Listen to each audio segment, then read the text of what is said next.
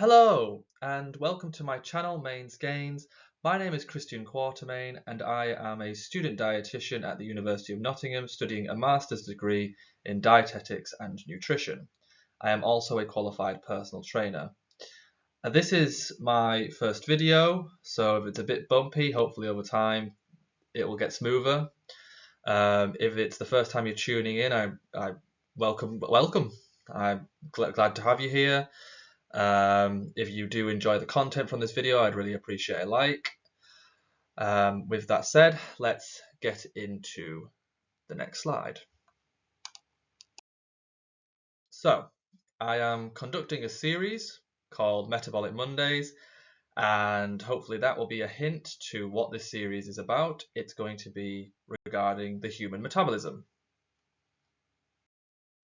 This particular series is looking at the key organs in energy metabolism. This first video is going to be on the liver. I'm going to do further videos on the brain, on skeletal muscle, adipose tissue, etc., etc. So, this is part one of the liver. I've decided to split this presentation into two parts because when I tried to record this last week, it went on for too long. I think it was about 40 minutes. So I've decided instead it's better to condense it down into two separate parts, two separate videos. I think really people have a tendency to switch off after about 15-20 minutes. I mean, they say when you're kind of learning through like lectures or lessons, people kind of stay tuned in, absorbing the information for about an hour and 15 minutes, but you have to really push yourself. So I think it's better just to have small videos with concrete information that you can go away and absorb. The contents of today's presentation on the liver are: what and where is the liver? So when I say what is the liver, I'm on about its roles. And when I say where is the liver, I'm speaking in regards to the anatomy, whereabouts in the body is the liver situated. We will then elaborate on what the liver is in its roles, and we will look at the metabolism and its role specifically in metabolism. After we have done that and we've developed your understanding further in regards of how the liver responds to substrates, how it responds to eating things like carbohydrates and proteins, we will then look at how the body, once it's gone through those processes in the liver, how that then impacts on the body utilizing the broken down food that you have ingested and after it's gone through the processes of the liver. And then finally, we will round all that information up, and with this new information, I will try and teach you how it will how you can apply this to your fitness goals. Hopefully through this video, with the information you get, you'll pick up things and you'll think, oh, okay, I didn't know that. And then you'll think, oh, okay, so how can I adapt my nutrition to then optimize my performance in the gym? Let's say if you're weightlifting or you're trying to burn fat. Before we get started, if some of you have noticed that I'm jumping around or my camera's jumping a bit, so for one moment I'm here and then next moment I'm there, it's because I'm stopping the video in between slides. I might even pause it within a slide at certain points as well, just to catch my breath. If any of you are familiar with recording yourselves or you've done it once before, you'll probably understand that it's a lot more difficult than you expect it to be. I actually tried to record this a week ago and I don't know what happened. As soon as that camera came on, my body just went into flight or fight response. Throat started swelling up. I was rushing everything I was saying, mumbling at certain points. So today I'm a lot more relaxed. I don't know if it was just because it was a new experience and it was that kind of unknown territory, but it's funny how the body responds to certain situations. It can be quite peculiar sometimes. Anyway, what and where is the liver? The liver is located at the top of the abdomen, above the stomach and right kidney. So if I demonstrate on myself as an example, the liver is situated about here. It's just below the right pectoral and above the right kidney. So It's around this section. It does move into the center of the body and even slightly over to the left, but the biggest proportion is on the right side of your body.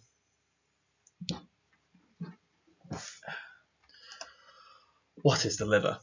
The liver is a major processing part of your body and metabolism. It continuously breaks and makes things for your body to then utilize. It's a very important organ and does a lot of work. The liver is the processing center of your body. And when I say that, I'm referring to things like carbohydrates, proteins, lipids, fat's a type of lipid, cholesterol, and also things like alcohol as well. So it does a lot of work. It is overloaded, and especially in Western culture, we eat a lot of food, so we are continuously having our liver break down things to make them into something else. The liver is just continuously on the go. And because of that, it's without the liver, the rest of the body just wouldn't be able to tick. So it's very important that you look after your livers. If I elaborate further on that and then look at carbohydrate in particular, so after food is digested and absorbed by the intestines, the broken down carbohydrate travels via the hepatic portal vein to the liver. So we eat a meal. It's probably got a mixture of protein and carbohydrates, maybe some fats as well. We consume that, goes down to our stomach. The stomach provides acid to break down that food further. Looking at carbohydrate in particular, that carbohydrate will be broken down into glucose. That glucose is then absorbed by the intestines, and once it gets in there, it travels through this vein up to the liver, the vein being called the hepatic portal vein. And once it gets to the liver, it is processed, and it can go through numerous processes, which I have listed. The first is that glucose can be stored as something called glycogen. Glycogen is just another version of glucose. It's slightly changed biochemically, but it's stored in the liver to be used as a glucose reserve for when tissues need more glucose. Or it isn't stored in the liver at all. Say the liver's already got max capacity, it can't store any more glucose. What will happen then is it's released back into the circulation to be transported to other tissues. I put in brackets there, if not phosphorylated. All that means is when glucose comes into the liver, if that glucose is phosphorylated, that's what converts it into glycogen, so it's stored. And for glycogen to be broken down back into glucose, it's dephosphorylated, and that's through an enzyme called phosphorylase. You don't need to know those words really, it's just understanding that's how it's stored and how it's broken down. But yes, if it's not stored as glycogen, it will just go into the liver, and the liver will go, no thanks, boom, get into the blood, get into the circulation, and go to some other tissues that need you.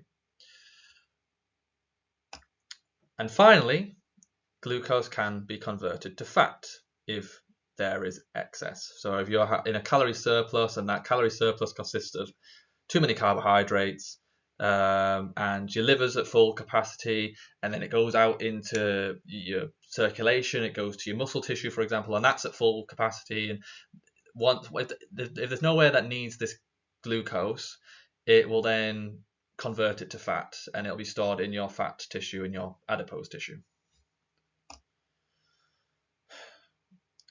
The liver is the second largest store of carbohydrate in the form of glycogen, and if it's the second largest, that means muscle has the largest glycogen reserve in total, but the liver is the densest reserve. So what I'm saying is there is more muscle in total than there is compared to the liver. So in total, you're going to be able to store a lot more glucose in muscle than you are in the liver. If the liver was the same size as muscle, if you had as much of the liver as you did as muscle tissue, you'd be able to store more glucose in the liver, because the glucose can store more glucose in a given space than it can in muscles. Or should I say muscle tissue? The liver's role in metabolism. So we are going to elaborate now further on some of the metabolic pathways that could take place within the liver. We're going to look at how the liver responds in greater detail to substrates coming in. When I say substrates, a substrate is something that can be acted on by an enzyme in the body. So in this case, when I say substrate, I'm referring to things like carbohydrates, fats, proteins. So if I say substrate, just think food. So the liver plays a key role in regulating and coordinating the metabolism of carbohydrates, and we are going to look at some of the metabolic pathways carbohydrates goes through. The first, the liver can perform lipogenesis. Lipo it just means lipid. So a lipid, a few things can make up a lipid. In this instance, fat is a type of lipid. So if I say lipid, just think of fat in this instance. Genesis means formation of. So if you put those together, it is the formation of fat, formation of lipid. I'm not going to go through the mechanisms of what happens biochemically in this video. This is just an overview of some of the metabolic pathways carbohydrates goes through in the liver. So I'm just going to try, so I'm going to get my laser pointer. So all you need to know really is what the name of this process and what it does. And what it does is it converts carbohydrates to fat, which we've already spoken about briefly. The liver can also perform something called gluconeogenesis. I know you're just loving this jargon, aren't you? All these new words. So again, it's quite, when you break it down, it's not that difficult to understand what it means. Gluco, short for, well, just means glucose. Neo means new, and genesis, formation. So the formation of new glucose. So that can come from proteins or fats. It can convert protein and fat into carbohydrates. Again, not going to go through the biochemistry of it all. That's not really important for what this PowerPoint is about.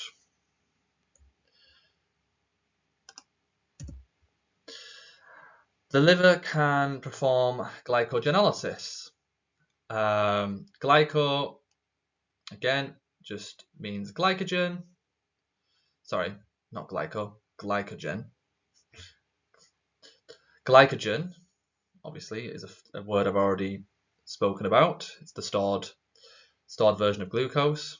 And lysis means breaking down. So the breaking down of glycogen. So it's got stored glucose as glycogen in the liver. If the liver needs to break that glycogen down back into glucose, there is a metabolic pathway it follows. I did speak about it briefly, about it being phosphorylated. Phosphorylates is just adding phosphates to the molecules. Not going to go into detail about that, but when glycogen is broken down, it is dephosphorylated. And then that's when it's dephosphorylated, it's back into glucose, shoots out into the blood, and goes to whatever tissue needs it.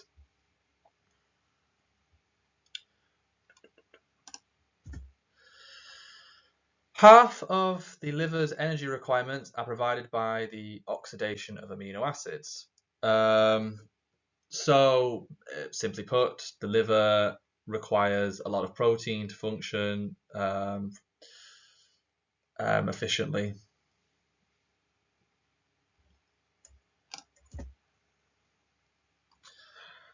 And finally, this isn't everything the liver can do, by the way. This is just a few examples. There are more metabolic pathways that can happen in the liver. I didn't want to overload you with information, though.